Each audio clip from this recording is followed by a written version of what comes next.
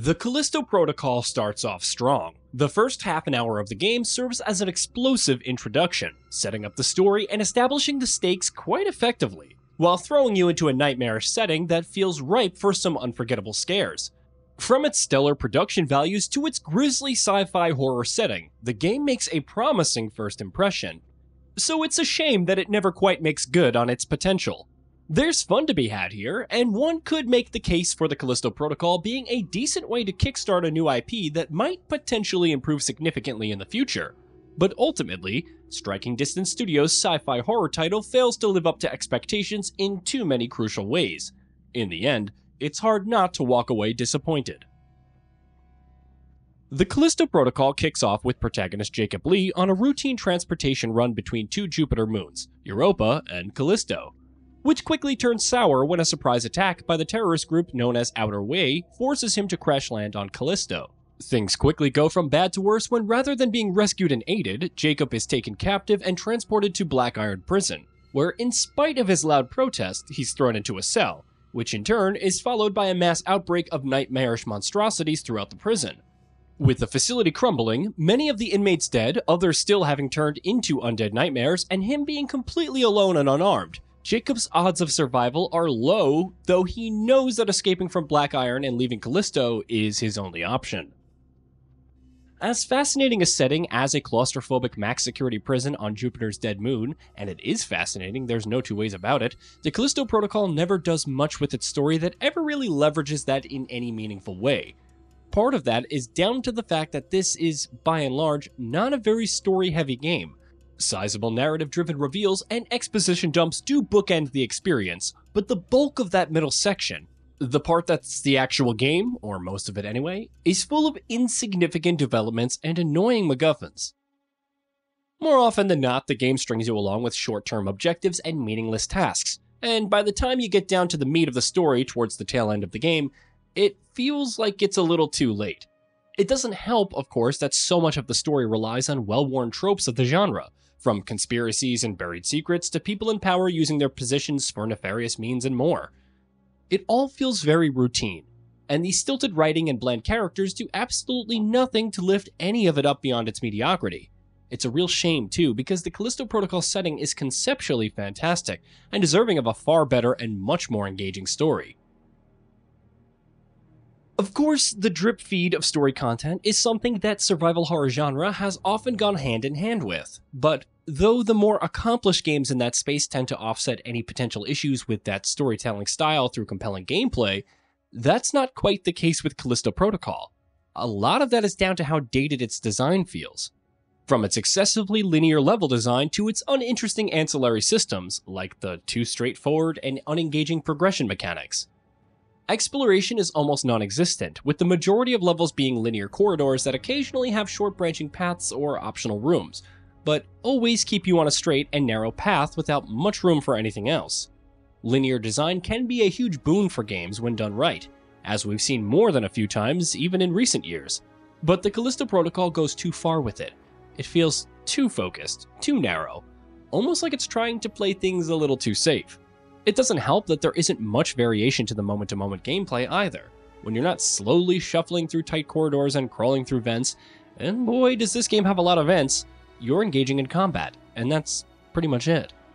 On top of the aforementioned almost complete lack of exploration, the Callisto Protocol doesn't have much in the way of puzzles, hunting down collectibles, backtracking, or anything else that might mix things up. The good thing, at least in my case, is that for the most part, combat tends to be quite a lot of fun.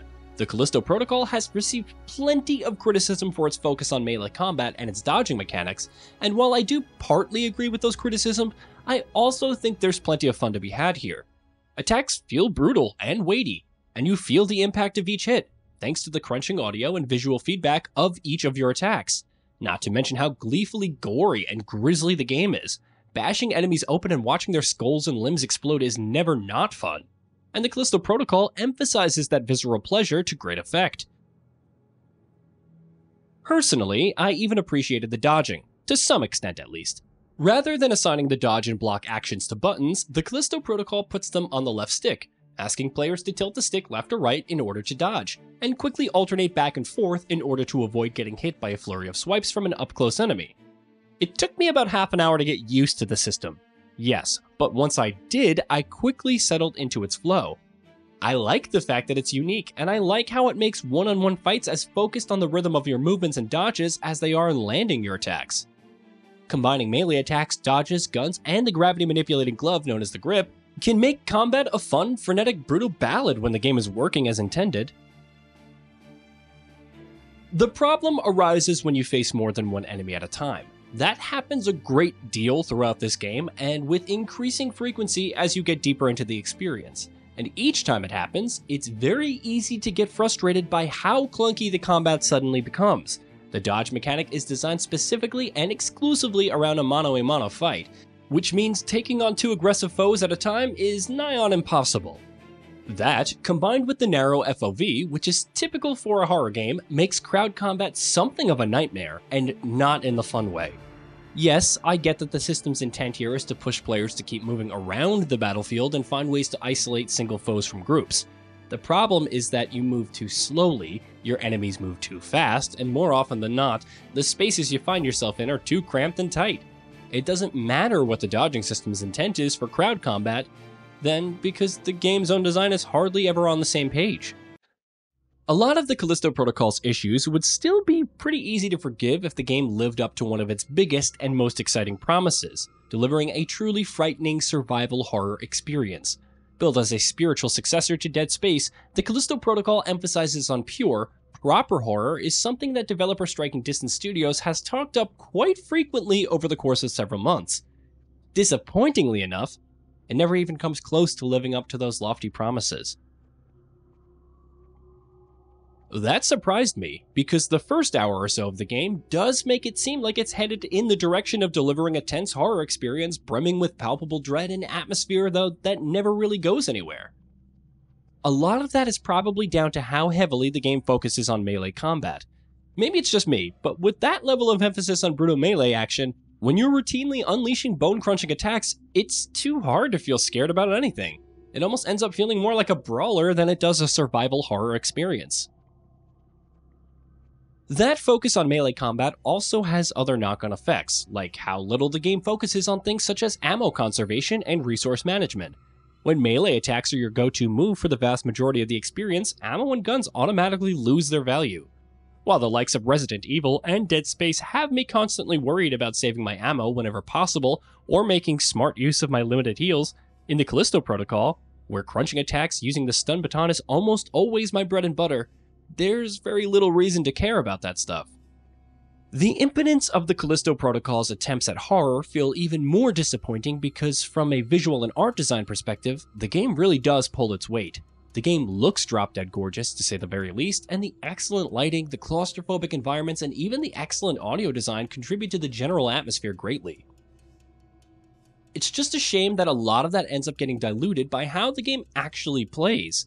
It feels like the Callisto Protocol, the game, and the Callisto Protocol, the concept, are pulling in 2 very different directions. It's also worth mentioning that in my time with the game, I've had little to no technical issues.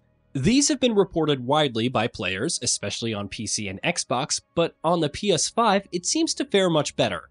I experienced almost no performance issues, and the few visual glitches I did come across were minor in nature and pretty easy to dismiss.